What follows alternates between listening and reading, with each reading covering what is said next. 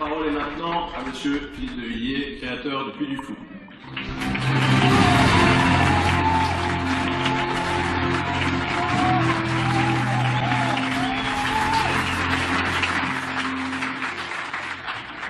Mesdames, Mesdemoiselles, Messieurs, chers amis Puy-Folais, je voudrais d'abord à mon tour remercier tous les Français qui sont venus de loin pour participer à cette cérémonie dont chacun sent bien l'importance et la charge symbolique. Je voudrais aussi remercier à mon tour les donateurs et remercier tout spécialement l'armée française, le bataillon de l'école spéciale militaire de Saint-Cyr,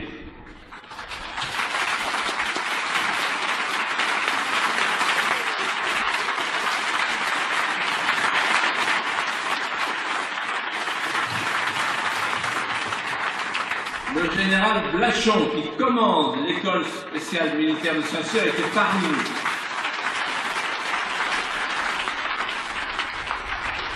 Et je voudrais aussi avoir un salut particulier pour le général de Saint-Chamas, qui commande toute notre région et qui nous a délégué la musique de la région Pierre-Loup. Magnifique musique, une des plus belles de France.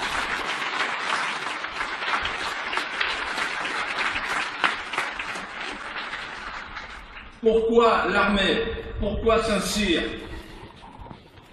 Pourquoi les musiques que nous allons entendre? Parce que dans l'histoire de France, Jeanne est reçue dans les milieux militaires, d'où une promotion de Saint-Cyr qui s'appelle la promotion Jeanne d'Arc en 1893. Jeanne est reçue comme le plus grand chef de guerre de l'histoire de France. Et donc il était naturel que le bataillon de Saint-Cyr soit là. Mais ce que je vais vous apprendre,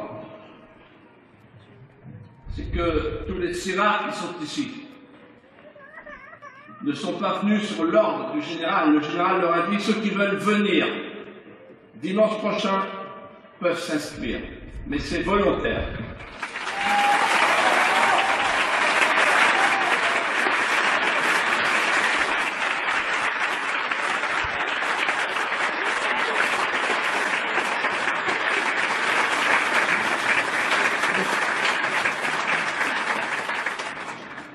Chers amis,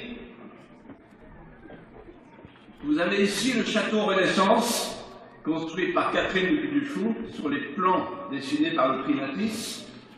Mais vous avez un peu plus loin la tour octogonale qui date du XVe siècle. De la petite fenêtre que vous apercevez, une femme en larmes s'est penchée pour assister au cortège funèbre. On ramenait son fils Guillaume, mort à Orléans, aux côtés de Jeanne d'Arc. Le cortège a pénétré par le porche dans la cour, comme l'anneau tout à l'heure. Il est entré dans la chapelle Marie-Magdeleine, créée par la famille du Puy du Fou. Et donc il était tout naturel que ce lieu pût un jour recevoir une relique, la seule relique de Jeanne d'Arc. Jeanne d'Arc. En écoutant Jacques, Franck et le président du Puy du Fou, Nicolas de Villiers, qui a organisé toute cette journée,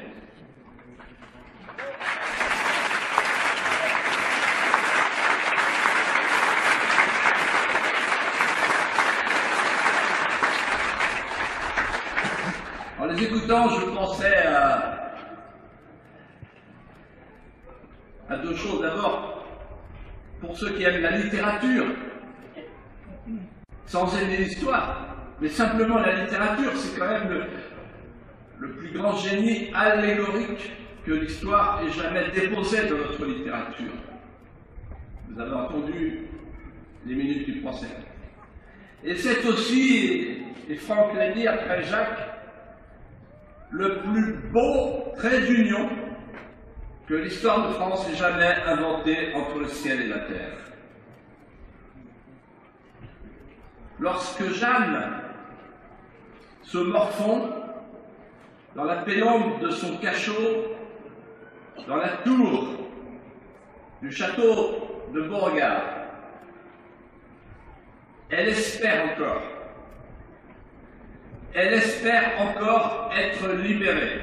Elle espère encore être rachetée par le roi, par ses capitaines, La Hire, le Beau-Duc, Dunois, le frère Pasquerel. Elle espère. Mais rien ne viendra. Il suffirait de réunir 10 000 écus. On ne trouvera pas la somme. Elle est prisonnière de guerre. Il suffit de payer la rançon. Ainsi sont les usages de l'époque. On ne trouvera pas les 10 000 écus. Alors, elle sera vendue, mise aux enchères. Eh bien, 600 ans après, nous avons trouvé les 10 000 écus, c'est-à-dire les 350 000 € en 12 heures, et nous avons gagné l'enchère.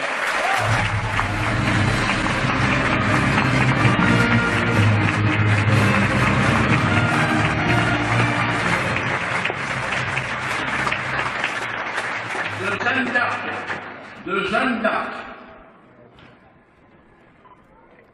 Ainsi était la volonté des Bourguignons et des Anglais. De Jeanne d'Arc, il fallait qu'il ne restât rien. Rien que des cendres. Rien, aucune trace, aucun souvenir. Alors on la brûla sur la place du Vieux Marché.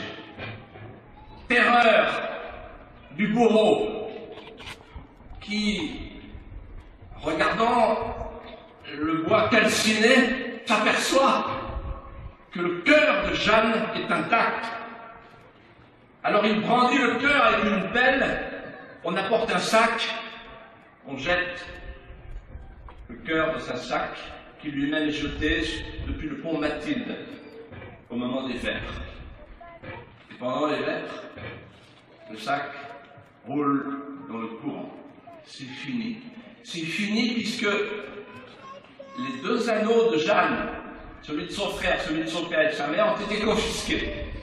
Ont été confisqués pas seulement comme pièce à conviction, mais aussi parce qu'il est nécessaire qu'il n'y ait aucune source d'inspiration pour un culte de celle qui deviendra Sainte Jeanne d'Arc.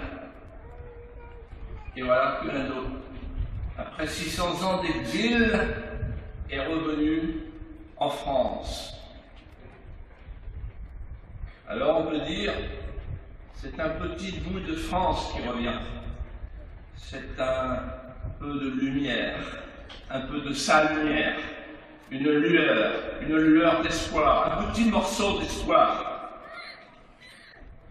une parcelle de nos grandeurs déchues qui s'apparentent à la gloire, à la grandeur, au sacrifice. Mais, mesdames, mesdemoiselles, messieurs, il y a dans le périple de l'anneau, depuis son retour, un élément nouveau.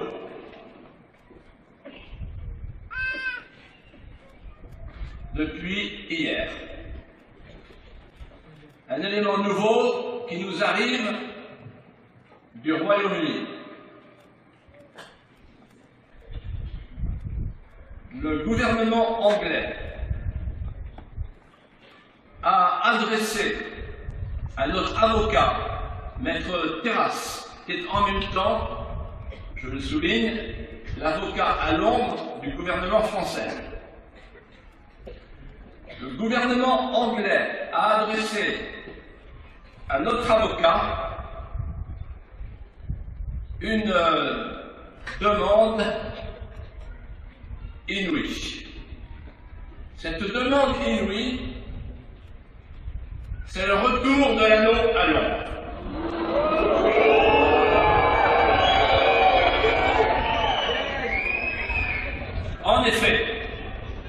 En effet, nous dit-on, le Conseil national des arts, the Arch Council,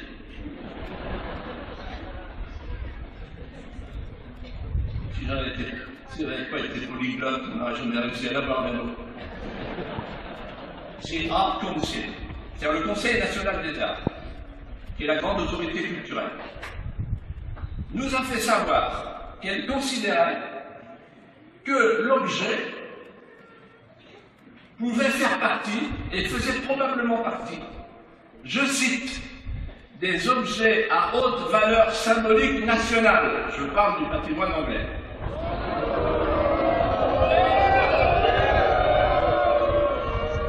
Et qu'à ce titre, l'objet devait faire l'objet d'une législation particulière. Attendez la suite.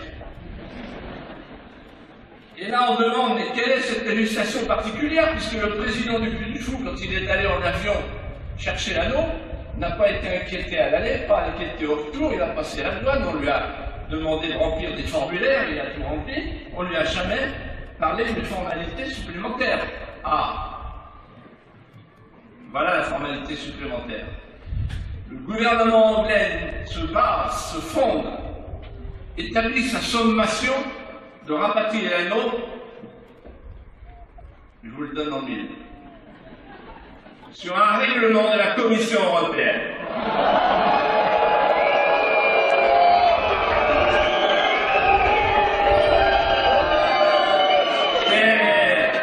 Mais chers amis, c'est comme le temps qu'il fait, c'est magnifique. Il va donc nous falloir obéir et au gouvernement anglais et à la Commission de Bruxelles. Ça fait beaucoup. De quoi s'agit-il? Il s'agit d'obtenir une licence d'exportation prévue par le fameux règlement de la Commission de Bruxelles. Mais, nous a-t-on ajouté, il y aura, lorsque l'anneau sera retourné à Londres, rapatrié, il y aura la possibilité pour le Conseil des arts et pour le gouvernement anglais de préempter l'anneau de Jeanne d'Arc pour le confier à un musée du Royaume-Uni.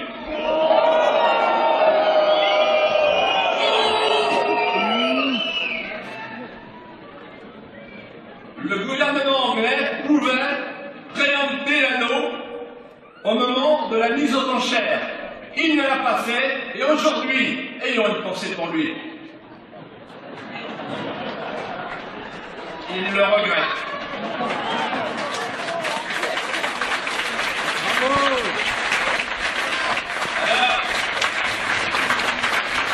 Alors sans doute êtes-vous impatient, après avoir eu la version anglaise, d'avoir la réponse française. Voici la réponse du Puy du Fou. Elle est nuancée, équilibrée.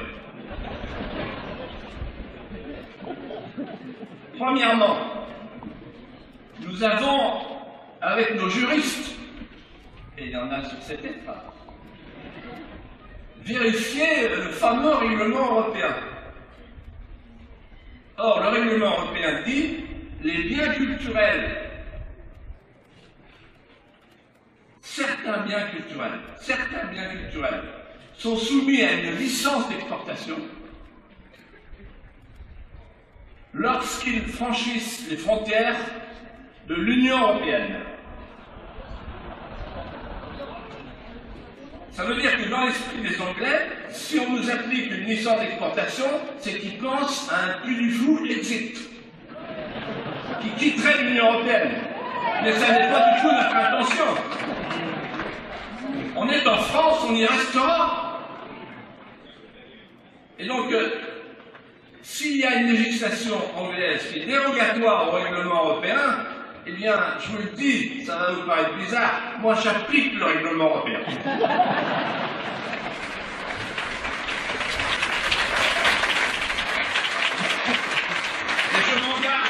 à ce que l'anneau ne quitte jamais les frontières de l'Union européenne.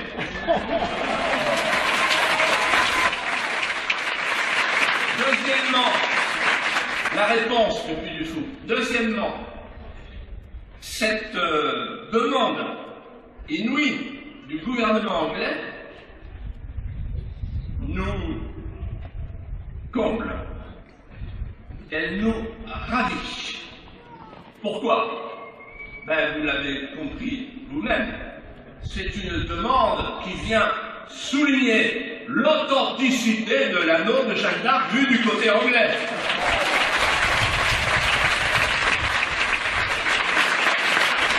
Et nos amis anglais, je dis nos amis anglais parce qu'on prépare un spectacle, Nico, il faut quand même le dire, on prépare un spectacle à Bishop-Auckland pour le 2 juillet prochain, donc on n'a aucune intention de se fâcher avec nos amis anglais, et on est très amis avec eux, et c'est merveilleux de voir les liens entre les Puy-Follais et les Anglais. Nos amis anglais doivent comprendre que le Puy du Fou mettra tout en œuvre pour remplir les formulaires s'il y a d'autres formulaires à remplir. Nous n'avons aucune intention d'y échapper. Mais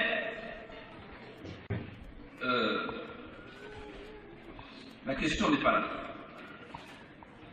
Alors la question que nous nous posons avec le président du Puy du Fou et la présidente de Puy du Fou Espérance, René Bossard, l'âme du Puy du Fou depuis 38 ans.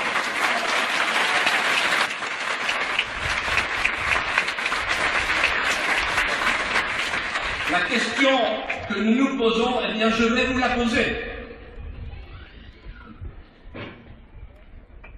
L'anneau de Jeanne d'Arc appartient-il au patrimoine culturel de l'Angleterre?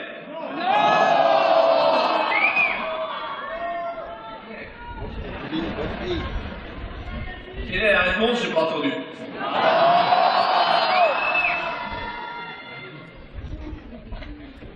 J'ai compris la réponse. Alors maintenant, je vous pose une autre question. L'anneau de Jeanne d'Arc appartient-il au patrimoine de la France? Alors, nous porterons dès demain matin notre réponse, votre réponse, au gouvernement anglais. La réponse du peuple français.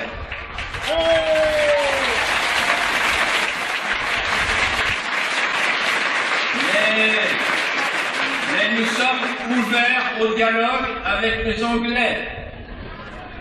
Et donc, nous leur disons ce soir, et je vous demande d'applaudir ce propos parce qu'il est très important pour les Anglais. On n'est pas là pour les blesser. Messieurs les Anglais, si vous voulez voir l'anneau, vous venez ici.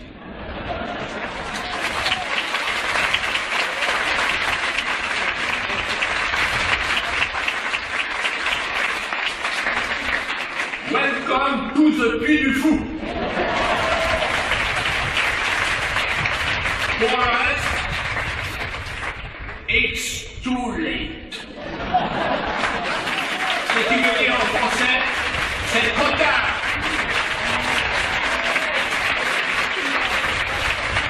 L'anneau est revenu en France et il y restera. Que vive Jeanne d'Arc, que vive Sainte Jeanne d'Arc, que vive la France!